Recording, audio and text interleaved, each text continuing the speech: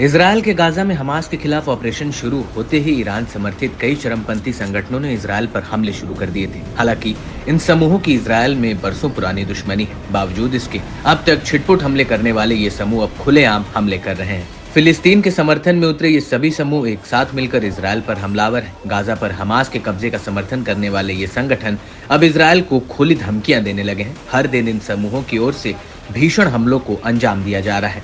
इससे पूरे middle east में तनाव चरम पर है। इजरायल को कई मोर्चों से हमलों का सामना करना पड़ रहा है। कभी यमन के हूती विद्रोही तो कभी लेबनान का हिजबुल्लाह, तो वहीं इराक और सीरिया के इस्लामिक प्रतिरोध इजरायल पर टूट पड़े हैं। जिस बात का डर अमेरिका समेत पूरे मिडिल ईस्ट को था वही होने जा रहा है। दरअसल हिजबुल्लाह और इजरायल बॉर्डर 7 अक्टूबर के बाद से ही सुलग रहा है और हिजबुल्लाह रोजाना इजरायल पर दनादन रॉकेटों की बरसात कर रहा है, जिसमें कई इजरायलियों की जान भी गई है। लेकिन अब लेबनान से दागे गए रॉकेट ने 27 जुलाई 2024 को इजरायली कब्जे वाले गोलान हाइट्स को निशाना बनाया, जहां मजदल शम्स के ड्रूश शहर के फुटबॉल के ग्राउंड पर एक मिसाइल आ गिरी। दावा है कि इस हमले में 12 लोगों की जान चली गई है, तो वहीं 20 से ज्यादा लोग घायल भी हो गए। इसमें ज्यादातर युवा और बच्चे शामिल थे। ये हमला पिछले कई महीनों से चला आ रहा है। तीखी दुश्मनी के बाद भी ये एक भीषण हमला है। इससे दोनों देशों के बीच का संघर्ष और बढ़ने की आशंका जताई जाने लगी है। इजरायल और हिजबुल्लाह के बीच कभी भी अब भयंकर युद्ध छिड़ सकता है। इजरायल ने इस हमले के पीछे लेबनान के हिजबुल्लाह समूह का हाथ मानते हुए आरोप लगाया। साथ ही हमले में तमतमाए इजरायल ने तगड़ा जवाब देने की भी कसम खाई है।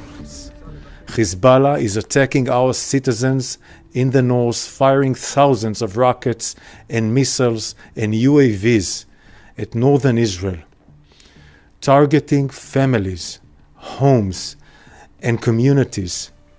The IDF is currently holding a situational assessment, and we will prepare for a response against Hezbollah.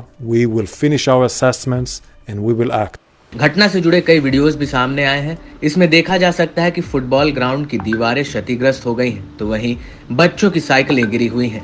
हमले के तुरंत बाद ही इजरायली रक्षा मंत्री घटना स्थल पर पहुंचे, जहां उन्होंने हालात की जानकारी ली। वहीं एक वीडियो में हमले से उठा बड़ा धुएं का गुबार दिखाई दे रहा है। साथ ही इलाके में सायरन की तेज आवाज भी सुनाई दे रही है। दावा है कि मिसाइल अटैक इतना भयंकर था कि इसकी गूंज काफी दूर तक सुनाई पड़ी। इससे आसपास के इलाकों में रहने वाले लोगों में भी दहशत मच गई।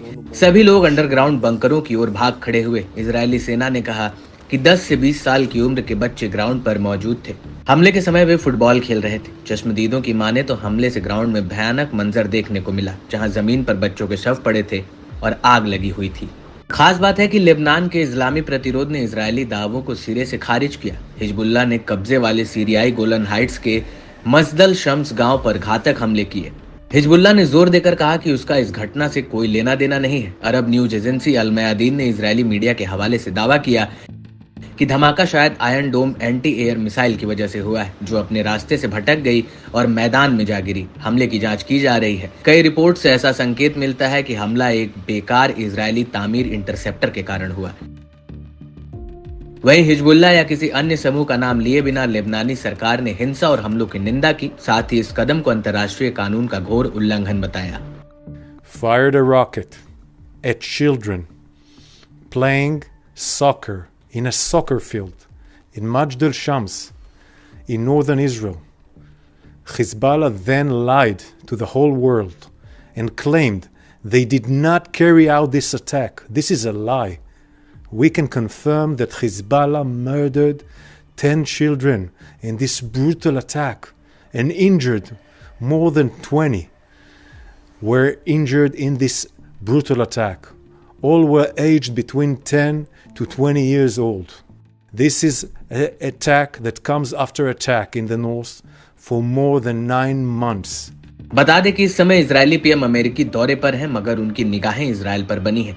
दावा है कि गोलन हाइट्स पर हुए हमले के बाद नेतन्याहू ने जल्द लौटने की बात कही। साथ ही कहा कि इजरायल इस जानलेवा हमले को नजरअंदाज नहीं करेगा। है कि इजरायल जल्द लेबनान पर हमला कर सकता है। आंकड़ों की माने तो इजरायल ने हिजबुल्लाह के हमलों के जवाब में लेबनान बॉर्डर के पास के शहरों को तबाह किया है। 90,000 से ज्यादा लोग उत्तर की ओर भागने के लिए मजबूर हुए। 460 से ज्यादा लोग मारे भी गए हैं। दावा है कि इनमें ज्यादातर हिजबुल्लाह लड़ाके शामिल हैं। एक्सपर्ट्स की माने तो एक गलत अनुमान भीषण तनाव को भड़का सकता है।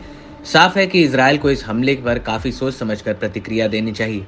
बता दें कि इजरायल ने साल 1968 के युद्ध में सीरिया से गोलन हाइट्स को अपने कब्जे में लिया, जहां करीब 20,000 से ज्यादा ड्रूस अरब रहते हैं। इजरायल ने साल 1981 में इस इलाके पर पूरी तरह से कब्जा जमा लिया, जिस पर अंतर्राष्ट्रीय समुदाय ने काफी निंदा की। खास बात है कि करीब 4 दशक बाद तत्कालीन अमेरिकी राष्ट्रपति डोनाल्ड ट्रंप ने इजरायल को मान्यता देकर आग में घी डालने का काम किया। हालांकि बाकी पश्चिम देश इजरायल को गोलान हाइट्स में मान्यता देने से बचते नजर आए हैं।